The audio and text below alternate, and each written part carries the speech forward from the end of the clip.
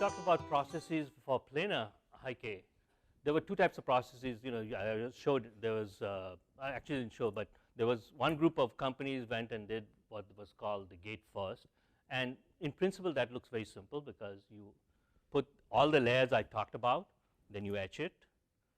The problem is that they have to then go through a lot of annealing steps, and it sees a lot of ambience, and these high K metals are like really very sensitive. The moment you go above certain temperatures, you get defects, they'll start leaking, they'll be charged, they'll be shifting. So even though it looked simple in practice and integration, it was a real bear because of all the material transformations that took place at high temperatures. Intel, on the other hand, went into what they call the gate last, where basically they created a dummy. During the back end, they then removed the polysilicon and then refilled it back with this structure. So you refill with the high K, you put the work function metal, and then you fill with the gate fill. And this gate fill provides the conductivity. This provides the work function. And the temperatures could be then adjusted. You don't need to see very high temperatures then, as you would have in this case where you actually had. So all the source drains and everything are already done before that. So it's a much more complex process, and you can see it requires, because of the scaling and the aspect ratio, better deposition capabilities. Now when you go to FinFETs, you have the same things happening. You still, in the FinFET, they're still using the gate last process. Now you sort of taken the transistor and put it on its, turned it 90 degrees. And if you look, you now have to still go through a process of getting a dummy gate, removing it, and putting it back. But now when you open up that trench over that fin, think about it, it's going to be a pretty nasty set of grooves that you've got to fill in. And then on top of it, you have the straining material that is put, that's the silicon germanium, which you probably have heard about. And then you have to put the contacts on top of it. So here's a cross section in this direction. This is the fins. This is the high K metal gate stack. You can see the high K, and there's probably a work function. This is mainly the contacting material, which is for conductivity. And if you take it in this direction, you can see the contacts. This is the gate, but wrapping around. So this is the fin. One thing is with this 3D, you get to you learn how to look at something and saying, can I actually visually picture everything? Because it's always very difficult when you look at these and say, how do I actually figure out what is what? So this is the gate, right, which is wrapping around. The fin was like this, so you're looking at it in cross section. These are the source and drains, and these are the contacts. And then if you wanted to introduce new materials, you would actually create the fins, and you would remove some of the silicon, replace them with whatever advanced channel material you would, and then carry on the process. So finally, we've talked about, I want to talk about parasitic and the resistance because, I showed some of the contacts, right? And a lot of work is going on to make this transistor to have as high a current. So if you think of it as a variable transistor resistor, you're trying to keep this resistance to be as small as possible by changing the gate length, changing, making sure you have a low threshold voltage, et cetera, and at the same time be able to turn it off. But if you have when you do a layout, if you have resistances in series, which are there, you'll have the resistance of the diffusion, you'll have the resistance of the contact, then whatever, remember these all, you're effectively looking at all these resistances in series between the source and the drain. So if these start becoming very high, then you're going to give up all the speed that you've achieved by designing this transistor. So it's really important to reduce the contact resistance and also to reduce the R diffusion. So one way obviously to reduce the R diffusion is to reduce this distance between the contact and the gate. And usually in the past we would keep this distance because of alignment issues. You didn't want the contact to hit the gate and short it out, right? So this was also part of the scaling. I mean, this also added extra area. So even if you reduce the gate, sometimes this overlap or this extent of this diffusion would decide the size of the transistor and would reduce your ability to shrink things. So this is where some of the process integration and using new materials comes in. What you can do is you put in a etch top layer in such a way that when you do the etching, you can stop at the etch and you have enough selectivity that you can continue to etch down. And so when you come back and fill it, you're still contacting the source drain. You've reduced this L diffusion quite a bit, but you're not shorting the gate. So you've improved. Then on top of it, as I was pointing, the resistance of the contact is a function of its contact size, right? But you're also shrinking the contact area as if you keep staying with square holes. And these have to be reduced on top of it if they're going to overlap, right? And part of that contact is going to get blocked by the gate, then the area decreases even further. So you're going to get incredibly high resistances. So then you go to rectangular contacts, and then you at least taken care that you've not reduced the area so much. So you in some of the fins, and it works out quite well that when you have the fins and you start putting all these stressors, they may actually combine together. So you get this one, all the source drains are connected together. So you can put this one big long narrow contact, this long contact, and that gives you the area. And so that then allows you then to at least keep the contact resistance under control. The problem is that even with that, like as you shrink, even though you've now tried to keep the area large enough, you still, sometimes the doping levels are such, and especially if you start going to some of the more esoteric channel materials, not even just silicon, germanium, and you can't dope things well enough. Because in the past, what would happen is that you would reduce the contact resistance by doping, and effectively if you had an end contact, you get such a narrowing of the barrier that you could actually do electron tunneling. But now as you go to either materials that you can dope, or in some of this low dope material, you have okay. So if you can't dope it, then you're back to the situation where you say, okay, if I can't tunnel through it, then I have to jump over the barrier. So I need to keep that barrier small. So then you've got to find contacting materials that have the right work function, that they are close to the band edges.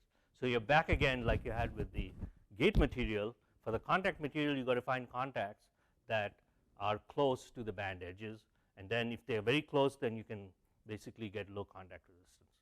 The problem again is that you take something like germaniums and some of the compound semiconductors, they have what they call Fermi level pinning, that there's enough band bending taking place, and that no matter what, even though you got the right, what you think is the right work function, because of the pinning, you have band bending, and you still maintain this very high barrier height. The barrier height doesn't seem to change, even though you change the work function of the metal, because basically the material is the germanium. There are states at the interface that are pinning it. So, and usually those are associated with the metal. So what happens, and I think this is part of the work which is done here at Stanford, you start putting in, of all things, insulators. You depin, but if you make them thin enough, you can tunnel through them, but they also then prevent, because they prevent the pinning, you don't get the effectively high barrier, and you can then tunnel right through it. So let me just go through some of the things.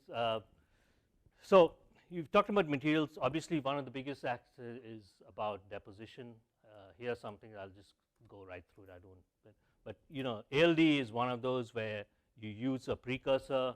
You basically use the fact that if you just put in some of these precursor materials, they'll form a monolayer. Then you'll react them with some oxidant, and you'll be left with one monolayer of an oxide. So you have this ability to control very reproducibly the thickness of the film.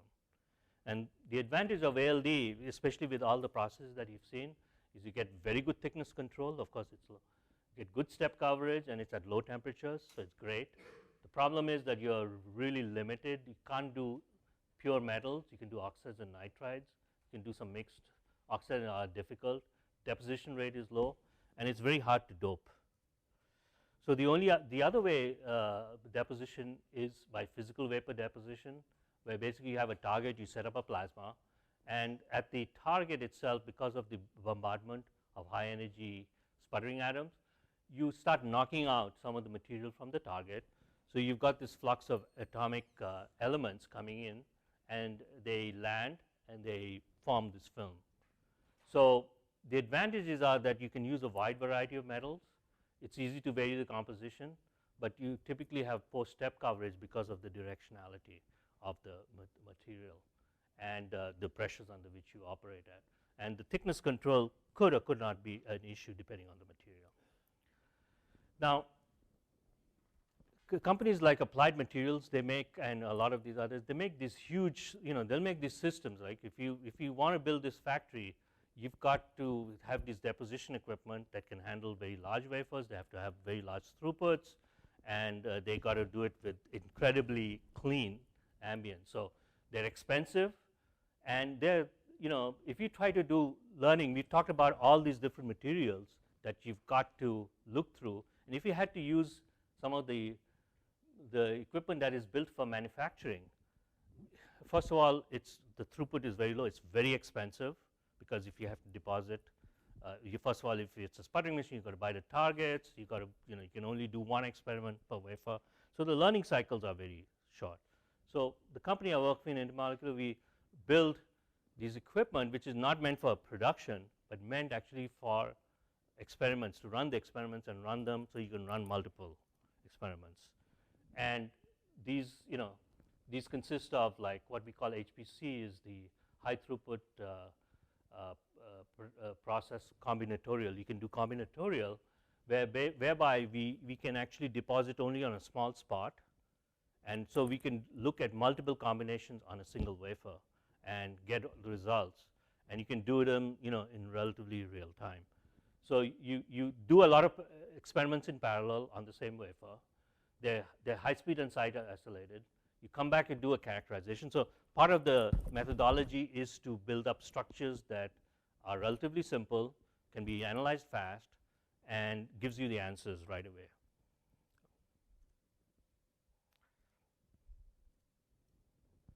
So we have both what we call a wet processing. You actually can see this. These are 32 different nozzles, and we can do wet processing separately on each one of those sites.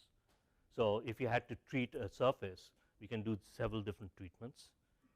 And then you go into the PVD and ALD chambers, where with the PVD you have an aperture and you have multiple guns. You can actually deposit regions in, this is like a 300 millimeter wafer. You can deposit like spots, individual spots, and each of them can be very different. They can have a different composition, different structure, etc. And then on the ALD, and unfortunately you can't do this sort of level of, but we can have what we do of 4 quadrants by putting curtains in between them, so you can deposit 4 different ALD films at the same time. So then you can combine them, and especially like say something like a high K metal gate, where you're trying to look at multiple combinations of high K and gate stacks. You can now take what we call a coupon, which is a small portion, and we can run multiple different metals, and we can do multiple different chemox, and we can do combinations and look at the results and find out in a few days. We can run through an entire set of experiments that if you try to do it in a high throughput machine would cost you a lot of money, plus probably have the production people very upset because you're using up the equipment for a couple of wafers only, and plus you can actually look at different materials which you probably wouldn't be allowed to do in a fab. So finally, want to talk about, we said that you can reuse. I showed the case where you're using a high K metal gate both for contacts as well as for high K. Well, guess what? We are using them for DRAM capacitors and even for ReRAM in memories. And memories is in spite of is a large part of the semiconductor market. There are different types of memories depending on what if you look at a system, there's an overall hierarchy in terms of what is the access time and what is the storage limits. I'm going to take the case of the flash, which is usually typically outside where you try to store a large number of amount of data. And we're not talking about the on-chip. These are typically SRAMs, which would be done with the typical high-K metal gate process used for the logic. Let me just skip through that. So, and I'm going to talk about one of the promising devices for non-volatile memory, which is ReRAM, and Professor Nishi and Professor Saraswat, they run this program in Stanford called NMTRI, where the ReRAM is a big part of that. The ReRAM is basically a two-terminal device. It has to have a minimum two resistance states, a high resistance and a low resistance state. And the operations that consist is of forming, which is like a high voltage steps to, you can say, create the electrical state which allows you to go back and forth. There's a reset which allows you to go from low resistance to high resistance, and a set from high resistance to low resistance. And then there's a read to tell which state it is. And then these are some of the electrical parameters that are of interest. The set preset voltage, you would like them as low as possible. You want ion on IOF to be as low as possible, and you want, I'm sorry, the ion IOF ratio to be as high as possible, and the switching currents to be as low as possible from a power point of view. So if you look at the mechanism, what happens is basically we start with the metal oxide, we put them between two electrodes, we apply electric field, we've studied the whole, the breakdown consists of creating these oxygen interstitial Frenkel pairs, like I just talked about. And because of the electric field and the temperature, some of the oxygen typically will wind up, say, being stored in an electrode. And then you get this, what we call a filament of vacancies. And as a result of this filament, you get a conducting path. So the electrons tunnel from one vacancy to the other. And then to reset, you apply a voltage, and then you push the oxygen interstitials out. They recombine. And as a result, what happens is you've got a area which is free of defects. So you recombine the defect. So the resistance goes up. And then to set it again, you apply high voltage, and then it's almost like the breakdown process that took place in the first state. So the forming and the set are very similar. And these are shown, so here's the set process, this is the reset process. And you can say, okay, this looks relatively simple. Two electrodes and a metal. It's a metal insulator metal. Well, if you look at all the things that you have to look at the bottom metal, you have to look at the surface prep, you have to look at the main body of the dielectric, the top metal, and the thermal, and you start looking at all the different combinations, you can wind up with a huge number of combinations. So we, over the last 4 years, have been looking at it. We ran through 75,000 memory cell materials and process integration. So we're still optimizing, and we've understood a lot of what is going on. So to the extent that, here is a segmentation that shows, again, at the end of the day, after you've done all your research and you've done everything that you wanted, it's back to, again, specs, right? You have to meet specs, and the specs on some of the materials are extremely complex, right? So you want to have, for example, on the flash side, you want not only access time, but you want very, very low powers. You want very low switching currents. You want good data retention. So when we go back and say, okay, now we've understood it, now we've got it to work, we have some idea, and it's now, okay, how much of the material side and the defect side do I need to know in order to be able to meet the specs that are now being given? And then this is where some of the fundamental understanding comes into play. For example, this is showing the simulation of what happens after you form. You form all these vacancies in a nice filament, and this is like a conducting path that occurs because you're almost metallic.